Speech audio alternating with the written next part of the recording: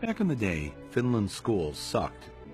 When they tested the world's kids, both Finland and us were usually about the same, somewhere down the list of nations. But Finland didn't like that. So they tried some new ideas, and in no time, Finland shot to the top of the world. Their students were #1. How did they do that? That was the one question I wanted an answer to, and I went straight to see the Minister of Education.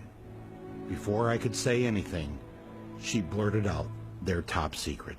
They do not have homework. Wait, so you reduce the homework you give them at school? Yes. They should have more time to be kids, to be youngsters, to enjoy the life. How many hours of homework did you get last time? About 10 minutes or something. 10 minutes of homework? Yeah. 20 minutes. What? 20 minutes.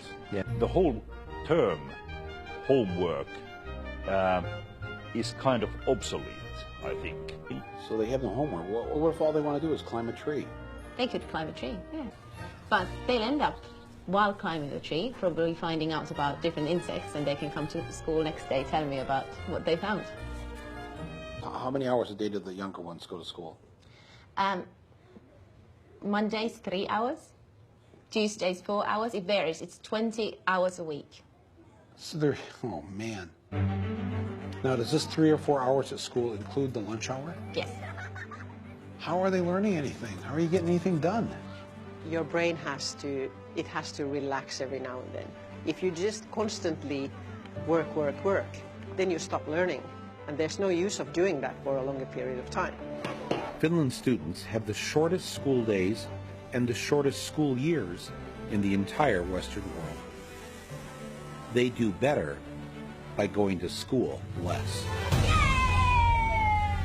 How do you know which schools are the best? The neighborhood school is the best school. It is not different than the school which can be, for example, situated in the town center, because all the schools in Finland, they are all equal.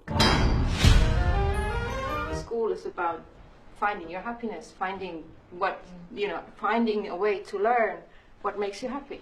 The children need to be baking, they should be doing art, doing all these things, because there's this very short time that they're allowed to be children.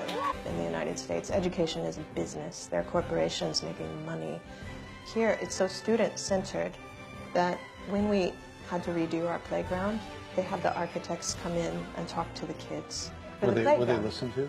Yes, yes. There are things on our playgrounds that the students really wanted.